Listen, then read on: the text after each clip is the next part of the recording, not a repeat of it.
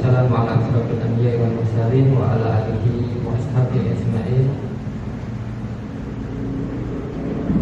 Yang saya hormati Bapak Kepala Sekolah, saya dalam hal ini Pak Hasan Mas Benti Hidayat Top yang saya hormati rekan saya calon guru penggerak dari SMA Negeri 1 Sukodono Angkatan 4, Bapak Ibu Guru dan tenaga kependidikan SMA Negeri 1 Sukodono yang saya hormati dan kami banggakan. Terima kasih atas kerawuhannya, kehadirannya, meluangkan waktu untuk mengikuti kegiatan sosialisasi Merdeka Belajar dan diseminasi program guru penggerak untuk modul 1. Bapak Ibu yang kami hormati, tidak lupa syukur alhamdulillah hari ini kegiatan ini bisa kita laksanakan, dan kaitannya dengan sosialisasi Merdeka Belajar. Barangkali di telinga kita sudah lama sekali mendengar istilah itu, tetapi di sekolah kita terutama belum sepenuhnya ada ruang untuk bersosialisasi kaitannya dengan kebijakan Merdeka Belajar. Nah, hari ini alhamdulillah kita berkesempatan melaksanakan kegiatan sosialisasi kebijakan Merdeka Belajar. Dilanjutkan nanti pengimbasan atau diseminasi modul 1 dari diklat program guru penggerak. Karena ini menjadi tugas dan kewajiban bagi kami calon guru penggerak di angkatan 4 ini untuk melaksanakan diseminasi atau sosialisasi. Selama 9 bulan ke depan, dan alhamdulillah kita sudah sepertiganya dapat 1 modul, yang rencananya nanti 3 modul. Setiap 1 modul itu rata-rata 3 bulan kita selesaikan. Dan setelah selesai, kita berkewajiban untuk mensosialisasikan atau memberikan imbas kepada teman sejawat atau sekolah. Harapannya apa yang kami dapatkan ya sepenuhnya nanti bisa kita bersama-sama mengenal lebih jauh, kemudian menerapkan kebijakan ini.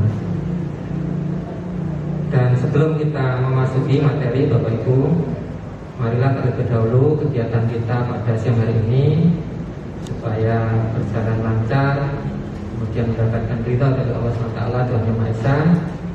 Dan aktivitas yang kita korbankan waktu, pikiran, mungkin kita tenaga Bapak Ibu hari ini sampai nanti selesainya mendapatkan catatan amal ibadah. Kita mulai dengan membaca basmalah. Bismillahirrahmanirrahim. Selanjutnya kami mohonkan untuk Bapak Kepala Sekolah memberikan prakata sambutan dalam kegiatan sosialisasi Merdeka Belajar dan diseminasi program guru penggerak kali ini untuk modul 1.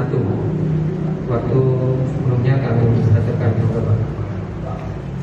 Assalamualaikum warahmatullahi wabarakatuh.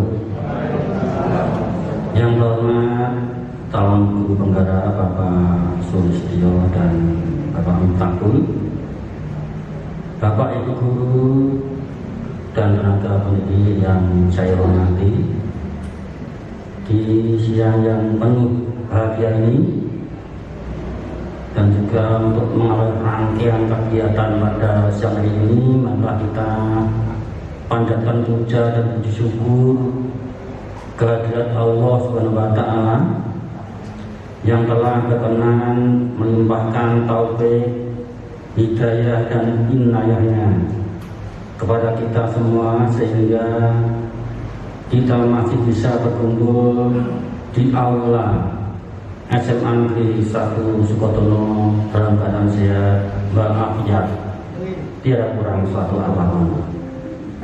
Bapak Ibu yang saya hormati, mohon maaf saya di sini mewakili Bapak Kepala Sekolah yang pada siang hari ini tidak bisa hadir atau tidak bisa rawuh karena ada acara yang sangat penting sekali, yaitu takziah saudaranya.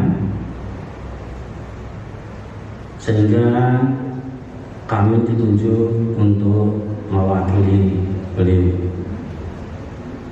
Atas nama sekolah, yang pertama saya mengucapkan sugeng rawuh, selamat datang dalam acara sosialisasi kebijakan Merdeka Belajar pada siang hari ini. Dan kami atas nama sekolah mengucapkan terima kasih yang sebesar-besarnya atas kerelaan Bapak Ibu meluangkan waktu dan tenaganya. Dan kami mohon maaf apabila nanti di dalam pelaksanaan acara pada siang hari ini banyak kekurangannya, tapi kami semua sudah berusaha dengan semampu kami untuk memberikan yang terbaik bagi Bapak Ibu semuanya. Pada siang hari ini kita akan mengikuti acara sosialisasi kebijakan Merdeka Belajar yang nanti akan disampaikan oleh beliau Bapak Sulistyo dan Bapak Miftahul. Mungkin bagi kita memang masih asing apa toh Merdeka Belajar itu. Untuk itu marilah nanti kita sama-sama mengikuti dengan seksama. Kami mohon Bapak Ibu nanti mengikuti dengan sungguh-sungguh agar apa yang nanti akan disampaikan oleh beliau berdua bisa ada manfaatnya. Saya yakin pasti banyak manfaatnya untuk kita semua sebagai pendidik. Walaupun saya sendiri juga belum tahu apa toh, karena saya juga baru kali ini mengikuti acara seperti ini, dan mudah-mudahan untuk Bapak Ibu guru SMA Negeri 1 Sukodono nanti akan ada yang mengikuti jejak dari Bapak Sulistyo dan Bapak Miftahul. Walaupun mungkin untuk tahun ini sebagian tidak ada pendaftaran, tapi nanti di tahun-tahun mendatang saya yakin pasti ada. Mudah-mudahan dari SMA Negeri 1 Sukodono akan muncul guru penggerak yang lain yang nantinya akan mengikuti jejak Bapak Sulistyo dan Bapak Miftahul. Karena semakin banyak guru penggerak tentunya akan sangat banyak manfaatnya untuk sekolah kita. Saya kira tidak banyak yang bisa kami sampaikan. Sekali lagi mohon nanti Bapak Ibu mengikuti dengan seksama, dengan penuh kesabaran, karena mungkin nanti sampai sore mungkin mudah-mudahan Bapak Dio seperti tak nampak ya. Ya, mudah-mudahan nanti banyak manfaat yang kita ambil. Tentunya manfaat nanti bisa memberikan modal tambahan bagi kita semua sebagai pendidik untuk memberikan yang terbaik kepada anak didik kita sebagai generasi penerus. Demikian yang saya sampaikan. Mohon maaf atas segala kekurangannya. Wabillahi taufiq wal hidayah. Assalamualaikum warahmatullahi wabarakatuh. Pada sekolah yang lolos program sekolah penggerak di tahun 2022 ini nanti akan ditambah ya, bagi sekolah yang memang sudah siap mau menerapkan prototipe kurikulum itu. Kurikulum itu dirancang untuk mewujudkan pelajar Pancasila atau lewat kebijakan Merdeka Belajar. Jadi kebijakan Merdeka Belajar ini tidak hanya pada ranah Kemdikbud saja, tapi melibatkan banyak sektor. Nah, kondisi saat ini Bapak Ibu, hampir semua materi kurikulum yang ada itu bisa kita akses di Google maupun YouTube. Dan Bapak Ibu setiap kali mengajar, saya yakin banyak semangat. Ada didoktrin untuk loyal terhadap pemerintahan penjajah Belanda. Kesimpulannya, penjajah Belanda tidak punya keinginan untuk mendidik dan mengajar yang memerdekakan kaum pribumi. Kritis, kreatif, mandiri, beriman, bertakwa kepada Tuhan Yang Maha Esa, dan berakhlak mulia, bergotong royong dan berkebinekaan global. Ini yang disebut profil pelajar Pancasila. Ending daripada kebijakan Merdeka Belajar ini adalah untuk mewujudkan pelajar Pancasila dari 6 itu, mulai dari beriman, bertakwa kepada Tuhan Yang Maha Esa dan berangkat mulia, kemudian mandiri, kemudian bernalar kritis, kemudian berkebinekaan global, bergotong royong, dan kreatif. Nah, ini yang akan diwujudkan dari kebijakan Merdeka Belajar. Apa yang menjadi pemikiran Ki Hajar Dewantara ternyata kurang menjadi perhatian bagi kita, bahwa sejatinya tugas kita ini adalah yang menuntut tumbuh kembangnya anak, mengawal tumbuh kembangnya anak, tetapi tidak memaksakan kehendak, tidak memaksakan anak untuk menjadi sesuatu sesuai yang kita inginkan. Memang tidak lepas dari desain kurikulum yang ada. Makanya lahirnya kurikulum prototipe nanti ya di dalam rangka untuk mewujudkan kebijakan Merdeka Belajar. Dan sebisa mungkin ya apa yang ada di dalamnya kita berupaya untuk bisa menangkap bahwa yang dikehendaki di dalam proses belajar mengajar nanti seperti apa, bagaimana. Tidak kemudian kita punya kurikulum sendiri, kita punya istilahnya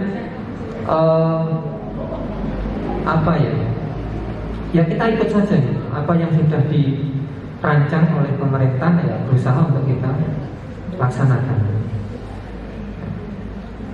Nanti di budaya positif akan lebih menarik lagi Bapak Ibu. Banyak hal-hal yang selama ini kita laksanakan ternyata berdampak tidak baik pada tumbuh kembang anak. Ternyata dampaknya malah sebaliknya, tidak memunculkan potensi yang ada, tetapi justru malah menenggelamkan, justru malah yaitu tadi menutup potensi itu sendiri. Nah, maka paradigma ini kita awali dulu dengan pemikiran Ki Hajar Dewantara. Jadi kalau memang semuanya ya tidak lepas dari kurikulum, semuanya tidak lepas dari kurikulum. Nah, nanti di tahun 2022 ya, ini kita siap-siap Bapak Ibu, prototipe kurikulum ini tidak wajib. Jadi sifatnya bagi sekolah yang memang mau. Kalau yang tidak mau ya sudah, tidak wajib. Ya, sebelum nanti jadi kurikulum nasional. Tetapi pandangan-pandangan atau nilai-nilai yang melatar belakangi lahirnya kebijakan Merdeka Belajar ini tidak ada salahnya ya kita menerapkannya, melaksanakannya. Karena faktanya yang sudah kita laksanakan sejauh ini ya tadi kurang cukup menghasilkan. Faktanya pendidikan di Indonesia masih jauh tertinggal. Faktanya di negara tetangga sendiri kita kurang dapat bersaing, kurang bisa bergerak jauh. Cina saat ini Bapak Ibu bisa melihat luar biasa, bisa berubah itu karena sistem pendidikan yang diterapkan di sana cukup mampu menghasilkan ya lulusan-lulusan yang memang siap sesuai dengan perkembangan zaman dan perkembangan yang akan datang. Saat ini Bapak Ibu tidak bisa membayangkan HP yang di awal munculnya sebesar itu, kemudian berkembang ada tombolnya, sekarang sudah berubah jadi layar, dan bahkan sekarang dengan industri 4.0 segala macam berbasis aplikasi. Dan entah 10 tahun yang akan datang akan seperti apa. Maka kalau kita masih konvensional, kita masih biasa-biasa saja, tidak kemudian menangkap perubahan yang ada dan persaingan yang akan datang seperti apa, ya bisa jadi Indonesia akan seperti itu, tidak akan cukup bisa bersaing arah di masa yang akan datang. Jadi situasi saat ini Bapak Ibu, sekolah itu ya sebagai tugas, kemudian kepala sekolah itu yang mengatur, lalu manajemen sekolah ini fokus pada kebutuhan administratif,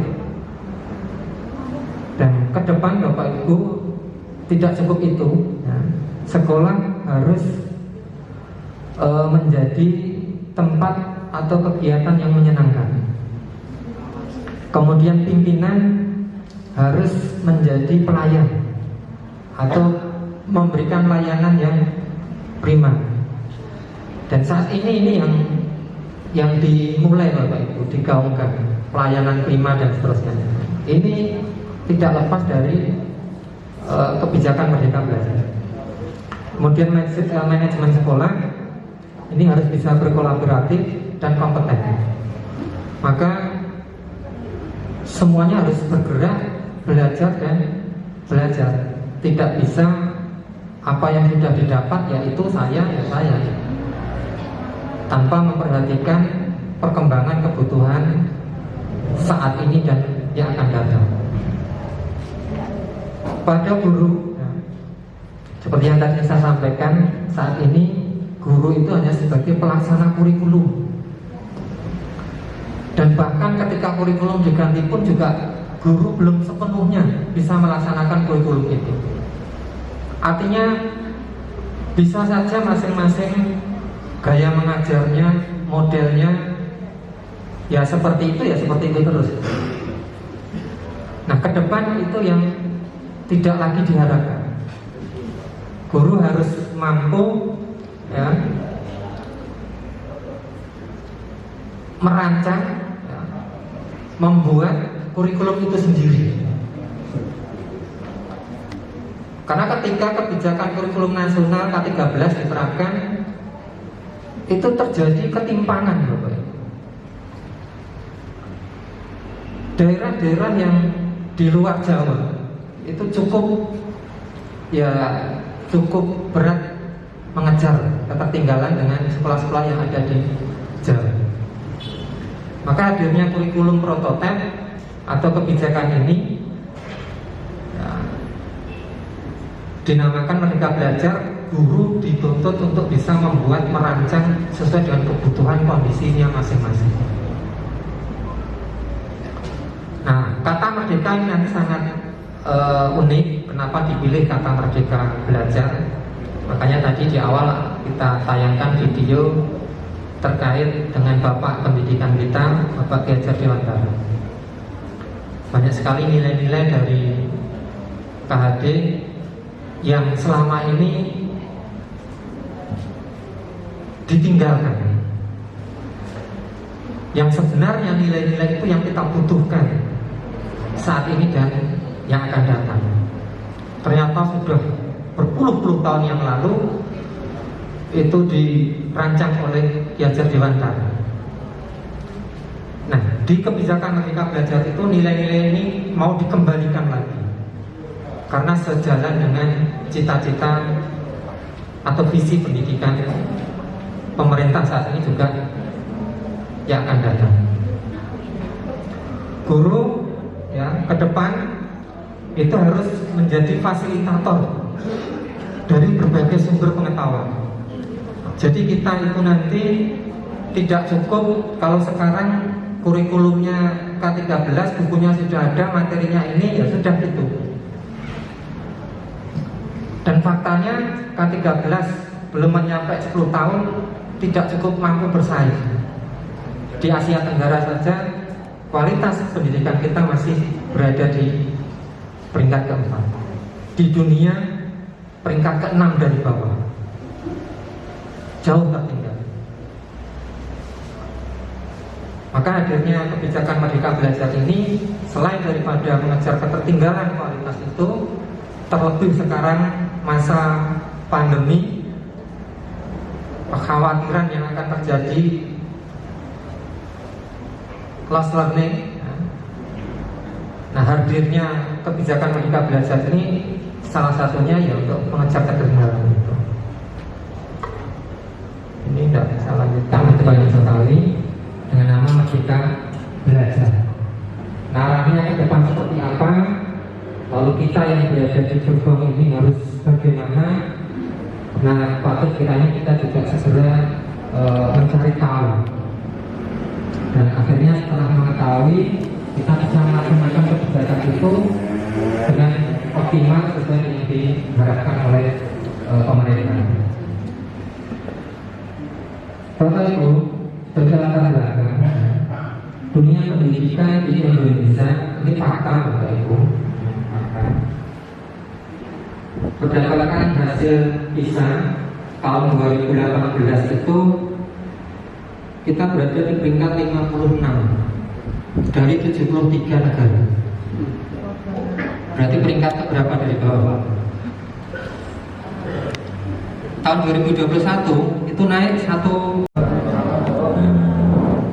Yang saya hormati penonton sekolah-sekolah mewakili Bapak Ibu guru yang sudah paring kerso, paring ngatur waktu sosialisasi pada hari ini. Pak Sulis tadi sudah menjelaskan tentang modul 1.1. Nanti saya ada di modul 1.4. Jadi ingat, yang sudah dijelaskan Pak Sulis saya sedikit menggarisbawahi. Jadi sekolah itu kan rumah kedua untuk siswa kita, untuk peserta didik. Jadi sampai waktu yang dihabiskan itu setiap harinya itu di sekolah, kecuali sebelum pandemi ini karena kita pulang jam 11.55. Jadi bagaimana kita membuat sekolah itu nyaman, aman, agar anak itu lebih betah di sekolah. Dalam artian sekolah sudah memfasilitasi, jadi sekolah sudah diberikan wifi, sarana prasarana yang komplit. Jadi tinggal bagaimana kita sebagai Bapak Ibu guru memberi kreativitas agar anak itu betah, contohnya dalam media pembelajaran.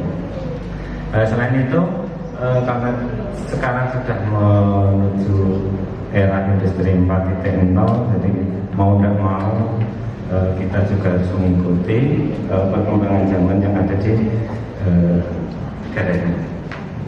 Sosialisasi modul 1.1 dan 1.4 penggerak. Saya Pak Menurut Tomo dari SMA Negeri 1 Sukodono, calon guru penggerak angkatan 4 Kabupaten Sragen. Karena ini masih calon guru, calon guru penggerak. Dari guru penggerak kita ngilangi C itu prosesnya 9 bulan. Jadi ini masih calon dereng ke guru penggerak. Modul 1.1 tentang filosofi Ki Hajar Dewantara, dengan dasar-dasar pemikirannya adalah tadi sudah dijelaskan Pak Sulis, yaitu kita sebagai among tidak menuntut tetapi menuntun, itu yang garis bawahi. Jadi kalau tadi dibaratkan kita sebagai petani dan sekolah itu sebagai lahannya dan anak itu sebagai benihnya. Jadi kita tidak bisa untuk menuntut anak menjadi jagung tadi menjadi padi, kata Pak Sulis ini. Jadi kita cuma mengarahkan. Jadi kalau anak itu keluar jalur, anak bibit itu keluar jalur, kita mengarahkan kembali.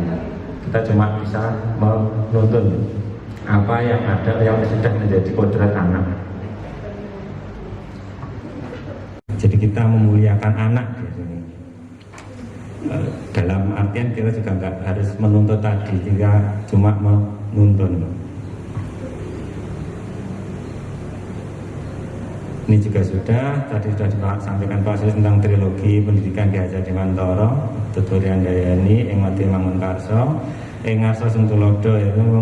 Ing Tuturian Dayani kita harus guru sebagai memberikan dorongan, ing Mati Mangunkarso di antara peserta didik kita menciptakan prakarsa atau ide. Ngarso Sing Tulodo berarti ketika guru berada di depan harus memberi teladan atau contoh dengan tindakan yang baik.